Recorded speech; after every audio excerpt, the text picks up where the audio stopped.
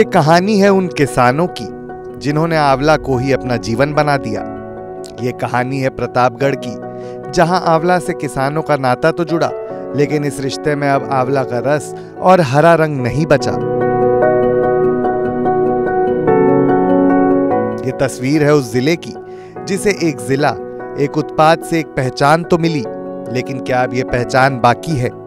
एक जिला एक उत्पाद, इसने प्रतापगढ़ वासियों के लिए एक नई शुरुआत की, लेकिन बिना जीआई टैगिंग के। इस वजह से किसानों को फायदा होने से भी रह गया। फिलहाल इस पूरे इलाके में, यानी कि जिले में 6000 हेक्टेयर पर उत्पादन होता है, लेकिन उत्पादन होता है मात्र 66,000 मीट्रिक टन। अब सवाल ये उठता है कि फसल खराब हुई तो किसानों की दिक्कत, और फसल अच्छी हुई तो भी किसानों की ही दिक्कत, क्योंकि बेचने में किसान का ही दम निकल जाता है। सरकार के इस रवैये की वजह से जनता और किसान समझ ही नहीं पा रहे हैं कि उत्पादन को बढ़ाने के लिए किया गया है या फिर उसकी स्थिति और ज्यादा खराब करने के लिए।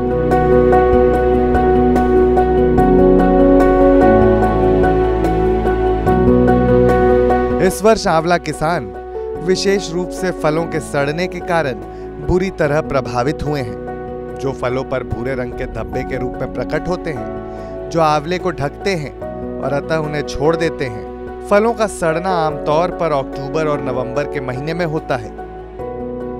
आमतौर पर जैसे ही आंवला के पेड़ फल देने लगते हैं, व्यापारी किसानों को उनके पूरे बाग की उपज के लिए कुछ अग्रिम भुगतान करते हैं और बाजारों में कटाई और बिक्री तब बागों की देखभाल भी करते हैं, जिसके बाद वे किसानों को शेष राशि का भुगतान करते हैं।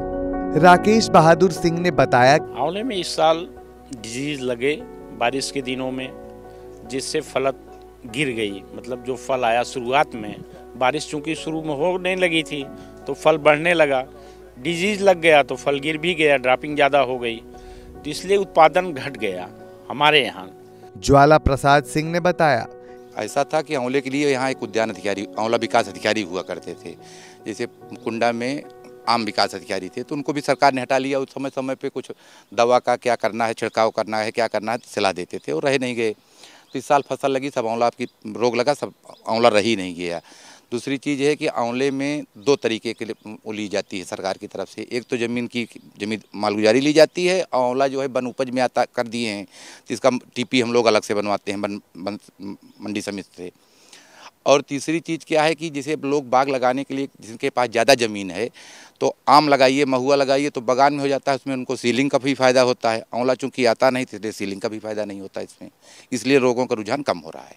उत्तर प्रदेश में प्रतापगढ़, रायबरेली, सुल्तानपुर और जौनपुर जिलों में आंवले की खेती की जाती है, जिसमें से प्रतापगढ़ में सबसे अधिक उपज होती है।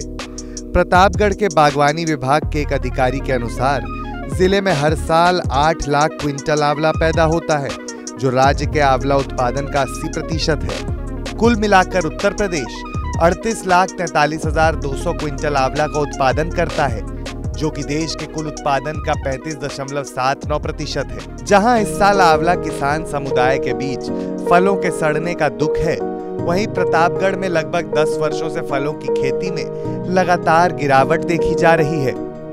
1991 में प्रतापगढ़ में एक आंवला विभाग की स्थापना की गई और एक आंवला विकास अधिकारी भी नियुक्त किया गया, लेकिन 2003 में इस पद को हटा दिया गया और विभाग को बागवानी विभाग में मिला दिया गया। सुधा ने अपना दुख साझा करते हुए कहा कि आंवला ज्यादा फला तो काम लाग रहा था, तो मजूरी मिलत रहा बराबर 4000। मैंने अब की 2 बार से आंवला फरा ना, मजूरी बैठ गए घरे, तो जैसे खेती बाड़ी में काम करे 4000 मिले थे, तो ही गुजारा है।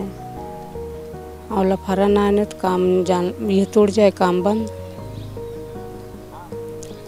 और कोनो किसानी है ना, कोनो खेत बाड़ी है ना, मजूर इनके सहारा है। कहते हैं आंवला स्वास्थ्य के लिए बहुत अच्छा होता है। बड़े बड़े नेता, कंपनियां सब ये समझ भी गईं, लेकिन सरकार समझना भूल गई कि अगर इसका स्वास्थ्य ठीक नहीं रखा गया तो हो सकता है इस बार के चुनाव में खुद सरकार का स्वास्थ्य बिगड़ जाए। लोगों की तकलीफों को पहुंचाते आंवला की बिक्री पर जो असर हुआ है, इसका असर इस बार चुनाव पर भी प्रतापगढ़ में दिखेगा जरूर। हो सकता है कि इस खट्टे मीठे स्वाद वाले आंवले को सुबह सवेरे खाने से फायदा तो होता है, लेकिन इसका स्वाद अगर ठीक से न लिया जाए तो कड़वा भी हो सकता है।